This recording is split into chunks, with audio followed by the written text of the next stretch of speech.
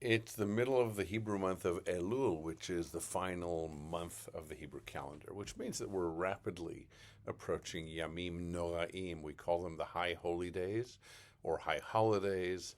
Yamim Noraim denotes something else. Yera, from the word Noraim, are days of awe. And I think awe-filled days are hard to come by, are sometimes unattainable because of the stupor of the busyness of our lives. We're so busy, we're so driven by distraction and by commitments to things and to tasks that sometimes we don't do the undoing, which is the human being aspect of being human beings, stopping.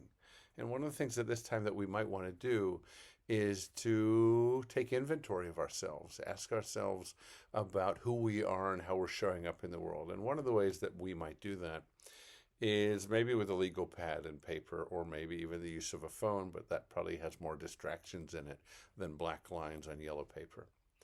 And saying, let me put in categories or just in notes how I show up in the world. And usually that's in terms of relationship. So I think about relationships in three directions at least. One is, what is in my inventory the state of my relationship with Hashem, with God? My understanding of God, how I relate to the awe of living in this world with gratitude and with purpose. The second is my relationship to you, the other in my life, whether that's my wife, my children, my family, my synagogue family, the people, the world around me. How am I relating and how am I showing up in that vital relationship?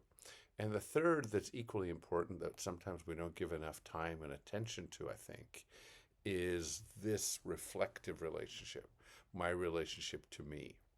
Where am I showing up in that? How am I showing up in that? What is the constant chatter in my brain in conversation with me, my views on myself, what I tell myself I'm worth and not worth, what I tell myself I can and can't do, will and won't do, and how I relate to my past and my present that might dictate how I can relate to the future. So if all of that's just a little too much language, I'll give you a visual for the visual learners out there.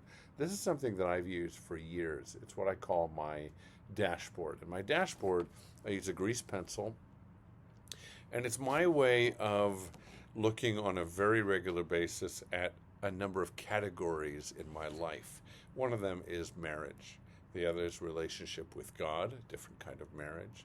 Another is a different kind of marriage, meaning committed relationship to my parents and to my sibling, to my relationships with my kids and now grandchild, to my attitude, my exercise and health, etc., achieving balance, various things. So I use this as a way of making more visible and concrete what's often too lost in thought and in distraction and left behind.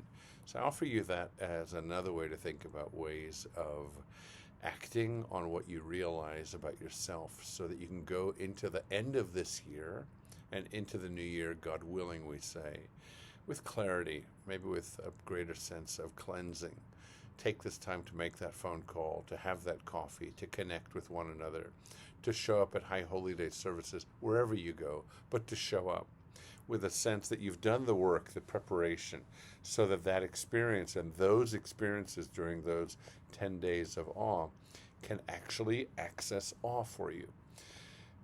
One of the things that's unique about the design of Jewish life is it requires showing up for one another. It requires showing up for yourself, but often we think, I need to book my holiday tickets, join a synagogue for my own needs, to get my tickets to go and have my experience.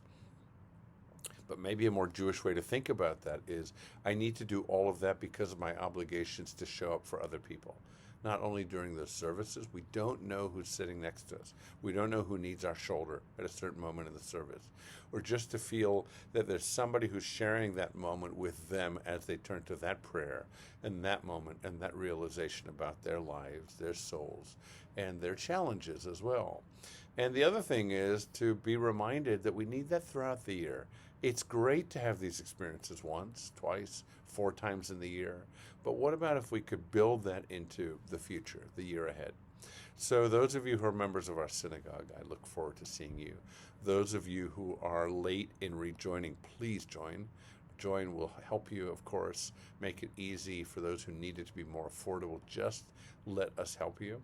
In addition, we have an initiative now, which is for anybody who is not a member, who would like to become a member.